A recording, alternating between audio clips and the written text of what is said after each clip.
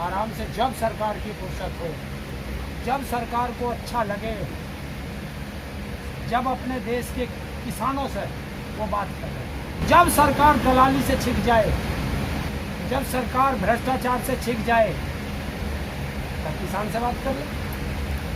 किसान तैयार है। ताऊ जी, जिस तरीके से प्रधानमंत्री जी कहते थे कि फ़ोन की दूरी, क्या अभी तक आपके पास में, आपके नेता के पास में प्रधानमंत्री जी का फ़ोन आया है? नहीं आया। क्या कारण है ना फ़ोन ना आने का?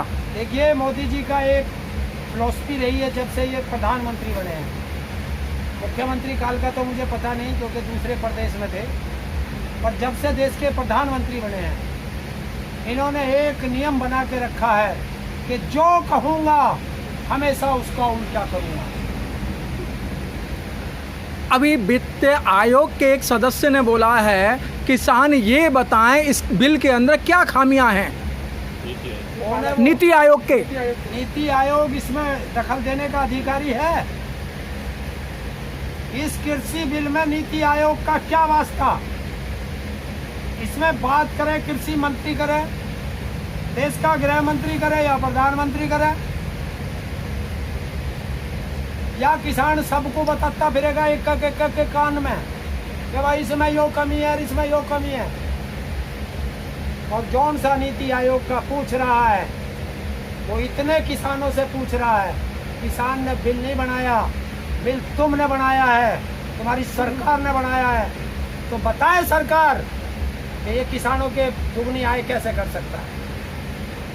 वही बताए नीति आयोग का कि अनलिमिटेड भंडारण से किसान की आय दुगनी कैसे हो सकती है। बताए ले, मैं बता रहा हूँ। बड़े नेताओं से तो बात क्या करेगा। अगर उस नीति आयोग के सदस्य में अगर हिम्मत है तो वो खुद आके किसी भी किसान से आके बैठ के बात कर ले। लेकिन आप बात कहाँ करते हैं? जब कोई आपको बिल समझाने वाली बात करता है तो उस मंत्री को आप नीचे नहीं उतरने देते हैं, उससे ऊपर ही ऊपर घुमाते हैं। जब वो आपके पास में कोई विधायक आता है, उसके आप कपड़े फाड़ते हैं, उनसे मारपीट करते हैं। तो समझ कहाँ रहे हैं आप लोग? किससे आया समझाने? किसानों को। आपको खट्टर, आपने खट्टर को नहीं उतरने दिया, जो मुख्यमंत्री हैं। खट्टर से मेरे इस बिल से क्या लेना? खट्टर ने बिल बनाया है या खट्टर वापस लेगा? जिस दिन उस खच्चर का नंबर आएगा उस दिन उस खच्चर से भी बात करेंगे। अभी हम केंद्र सरकार से लड़ रहे हैं, तो राज्य सरकार क्यों फटे में टांग दे रही? विधायक का हो हैसियत है? आपने देखा है कोरोना काल में उत्तर प्रदेश के अंदर विधायक हाथ जोड़ जोड़ के मुख्यमंत्री से ऑक्सीजन मांग रहा, अपने लिए ऑक्सीजन ले नहीं पा रहा। किसानों के बिल पास कर देगा वो? किसानों के बिल कैंसिल कर देगा? उसे है तमीज इतनी? तो क्या लगे, जब 12 दौड़ की आपकी वार्ता थी तो कृषि मंत्री ने साफ कह दिया था, जो मेरे को देना था मैंने दे दिया, इससे ज्यादा मैं कुछ नहीं दे पाऊंगा। दिया क्या? कर दिया क्या उसने? हाँ, उसने दिया हमें 3 काले कानून दिए हैं, जो हमारा फांसी का फंदा है। अच्छा, अगर सरकार चाहेगी कि जो मैं चाहूँ वो करूँगी, तो देश की जनता बेवकूफ़ है? 133-40 करोड़ देश की जनता है जो बेवकूफ़ है। और वो बैठा है झांसाराम, कहता है कि मैं देश का प्रधानमंत्री नहीं, देश का चौकीदार हूँ। तो चौकीदार को किसने परमिशन दी कि वो देश बेच दे? क्या चौकीदार तुम्हारी फैक्ट्री बेच देगा? मालिक बेचता है। तो वो मालिक किसने बनाया? किसकी संपत्ति है वो जिसे वो बेच रहा है? भारत के नागरिकों की संपत्ति है वो, इनके टैक्स के पैसे की है। उसे किसने परमिशन दी वो बेच रहा है? तो जिस दिन कुर्सी से उतरेगा उसमें एक मुकदमा ये भी चलेगा। लेकिन लग तो नहीं रहा ना ताऊ कि वो वापस लेंगे, उनके इरादे से तो लग ही नहीं रहा कि कहीं भी कानून वापस होगा। अच्छा, तुम 6 महीने से ज़्यादा हो गए हम लोगों को यहाँ बैठे हुए, और तुम भी इतना पहले दिन से यहाँ लोग आते रहते हो। तुम्हें कोई किसान लगा कि वापस घर चला जाएगा? किसी एक किसान का नाम बता दे जिसने कही हो कि भाई बिल वापस हो या ना हो, मैं तो अपने घर जा रहा हूँ। ऐसा किसी ने कहा है? हर ने कहा होगा बिल वापसी होगी तो घर वापसी होगी। देखिए, मरना वहाँ भी है, मरना यहाँ भी है। और किसान वो कौम है कि कभी पीठ पे गोली नहीं खाती है, लड़ के मरेंगे। अहिंसात्मक आंदोलन करते करते आंदोलन में प्राण त्याग देंगे, लेकिन वापस घर नहीं जाएंगे। एक उम्मीद, अभी एक सेकेंड, हमारा एक 97 साल का बुजुर्ग अपने इलम सिंह जी यही प्राण त्याग दिए, और 99 साल का तैयार बैठा, उसे भी मैंने रात भी पूरी कोशिश करी घर चल, तो लाठी लेके चल दिया मेरे पीछे। और ये चैलेंज है पूरे उसमें कर दिया कि अगर 90 साल का कोई हो, 90 प्लस का, तो मेरे से कुश्ती भी लड़ ले, हमारे 99 साल के बुढ़े ने। तो ये है उनकी ताकत, ताऊ जी, हमें उनकी ताऊ जी एक उम्मीद थी कि बंगाल ये हारेंगे, बीजेपी बंगाल हारेगी तो किसानों को भला होगा, लेकिन वो बंगाल भी हारे और किसान भी डटे पड़े हैं। तो क्या एक सोच है कि मतलब आप कब तक बैठेंगे यहाँ पर?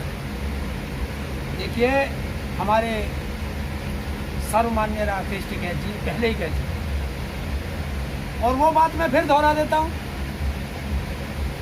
भारत सरकार को वापस लेने हैं ये बिल, और लेगी, बिल भी वापस करेगी भारत सरकार, और एमएसपी पे गारंटी का कानून भी बनाएगी भारत सरकार। जिस दिन भारत सरकार होगी, अभी भारत सरकार नहीं है।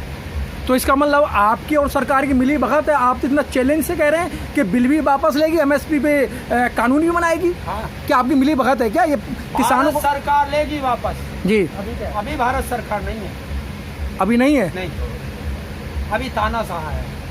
आपने किसी को देखा है कहते हुए कि बीजेपी की सरकार है या भारत सरकार है?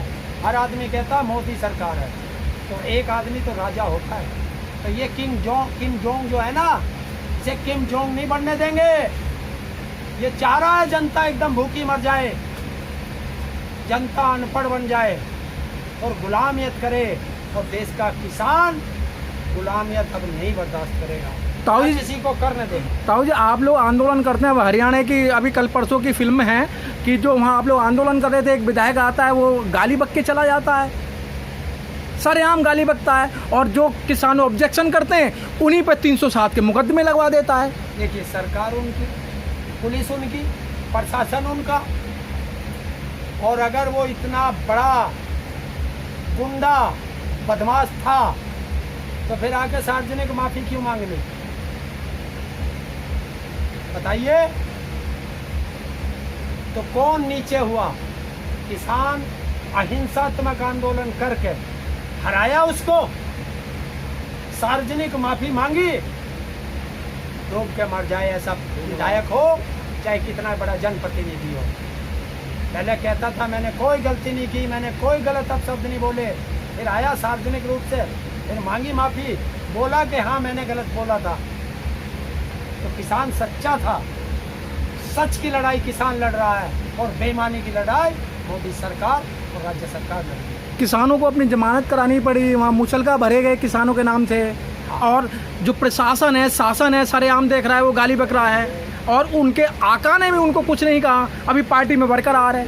अरे आका ने तो भेजा ही है, ये आकाओं ने ये कुछ लोगों को भेजा है कि ऐसा करो, इनको छेड़ो किसानों को, ये हिंसा करें और हिंसा में इनका आंदोलन को तोड़ा जाए। लेकिन हमारा किसान बहुत समझदार है। 6 महीने से देश का किसान इतना अच्छा आंदोलन कर रहा है, शायद दुनिया का सबसे अच्छा आंदोलन है कि हिंसा ही नहीं करनी किसान को, चाहे ये कुछ भी कर लें, ये लाठी भी मारेंगे, हम खाएंगे, पर ये सोच लें कि आजीवन की कुर्सी नहीं है, 5 साल में बदलती है, और आज हमारे लाठी मारेंगे तो 5 साल बाद दूसरी सरकार आएगी तो हम मारेंगे, फिर इनकी दही टूटेगी और ब्याज समेत लगेंगी। तो ताऊ जी, कब तक ये आपको थर्मामीटर चेक करके लगा के चेक करते रहेंगे कि किसानों में कितना दम है? जब भी ऐसी कोई बात आती है आप धरना प्रदर्शन करते हो, जब भी आपके साथ छेड़छाड़ होती है, 26 जनवरी की बात करें, परसों की बात करें या अन्य और दिन की बात करें, आपको छेड़ा जाता है, लेकिन आप ही लोग कहते हैं कि सीधी उंगली से घी नहीं निकलता, टेढ़ी उंगली करनी पड़ेगी। कब होगी टेढ़ी उंगली? वो 2 वैक्सीन हम बना चुके हैं, 2 डोज। कोई वो नहीं है हमारे पास, अच्छा, वैज्ञानिक नहीं है। किसान तो अपनी बनानी जाना है, देसी दोनों बना लिए हैं। वैक्सीन बनाई है, डोज बनाई है? डोज वैक्सीन की डोज ही तो बनेंगी। वैक्सीन क्या हो, वैक्सीन तो एक नाम है, हाँ, डोज उसकी 2 खुराक, देसी भाषा में क्या 2 पुड़िया बन गई। 1 पुड़िया 2022 में इसे दे देंगे महाराज जी को। ये उस पुड़िया को पीते के साथ ये परमानेंट मठ में चले जाएंगे। और दूसरी पुड़िया इसे देनी है झांसाराम को कि तू परमानेंट गुजरात चल, किसान का भला हुआ। अच्छा, जितना नुकसान हुआ है इसका जिम्मेदारी कौन लेगा फिर? FIR में लगेगी इन पे। और जो जो इसे खरीद रहा भारत की संपत्ति को, सबको सरकारी संपत्ति घोषित करके वापस लेना। इसकी हिम्मत कैसे हुई कि हमारी 15 लाख करोड़ की संपत्ति 11,000 करोड़ में बेच दी? इसका हिसाब कौन देगा? अच्छा ताऊ जी, चलते चलते जिस तरीके से राकेश टिकैत जी पहले बंगाल गए थे और अभी भी बंगाल गए हुए हैं, क्या कोई राजनीति फंडा तो नहीं है? क्या कोई किसान जो हैं वो कोई राजनीति पार्टी तो नहीं बना रहे हैं? राजनीति की सारा किसान राजनीति की तो है, कौन सा बेराजनीतिक? जिस दिन किसान 18 साल का हो जाता है वो राजनीतिक हो जाता है। और रही राकेश जी की जो बंगाल गए, क्यों भाई? अब वहाँ नई सरकार बनी है, किसानों ने झांसाराम की सरकार नहीं बढ़ने दी जो वादा किया था, तो क्या अब नई सरकार से किसानों के लिए बात नहीं करेगा किसान? अब यहाँ हम कई हजार किसान हैं, क्या सारे जाएंगे बात करने? हमारा प्रतिनिधि जाएगा ना। और राकेश किसान सर्वमान्य नेता हैं, तो राकेश टिकैत जी गए हैं और भी गए हैं साथ में। वहाँ के जो किसानों को प्रॉब्लम है वो सरकार से सॉल्व कराएंगे। लेकिन राजनीति मत ढूंढो इसमें, ये राजनीति नहीं, ये किसान की समस्या का समाधान है।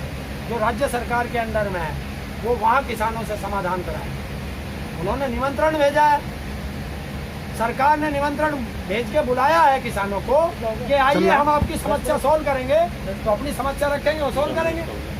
इसलिए वो राकेश टिकैत जी बंगाल गए, कोई राजनीतिक फंडा नहीं। तो ताऊ जी, मतलब जी इतनी गर्मियाँ हो रही हैं, सरकार की कुछ बात मान लो, बीच का रास्ता निकल जाएगा। अब बीच का ही तो हम कह रहे हैं।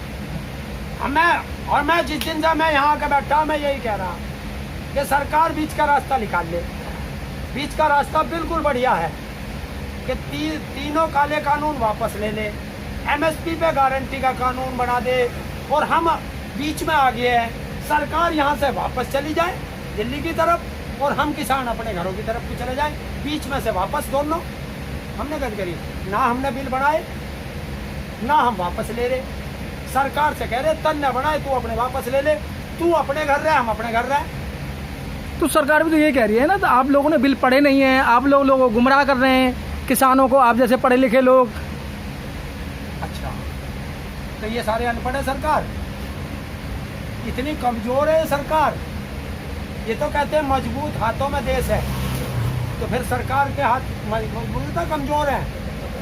जो वो किसानों को नहीं समझा पाई, और सरकार 40 किसानों को नहीं समझा पाई, तो देश के 70% किसानों को कैसे समझा देगी वो? हमने कहा है हमें मत समझाओ, ना मुझे समझाओ, ना इसे समझाओ, ना इसे समझाओ, ना इसे समझाओ। 40 किसान भेजे हैं, बस उन्हें संतुष्ट कर दे, हम चल देंगे घर को।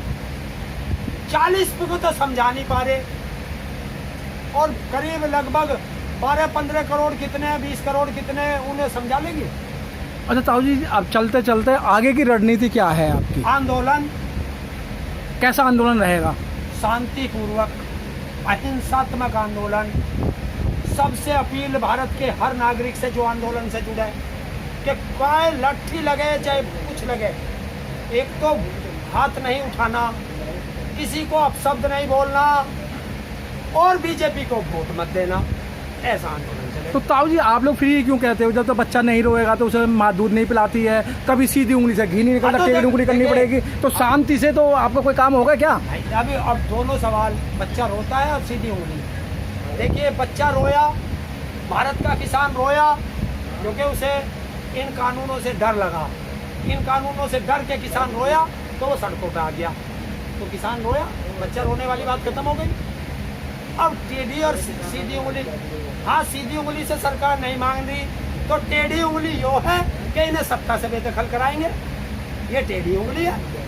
वो क्या फार्मूला है आपके पास? है टेढ़ी उंगली का फार्मूला क्या है? हर किसान से बात करेंगे, जो भी हो, अगर एक दो किसान कोई भटका भी होगा तो उसको भी हाथ जोड़ के समझाएंगे कि भैया तेरी वजह से सारे किसानों पे फांसी लग रही, तू भी हमारे साथ ही आ जा।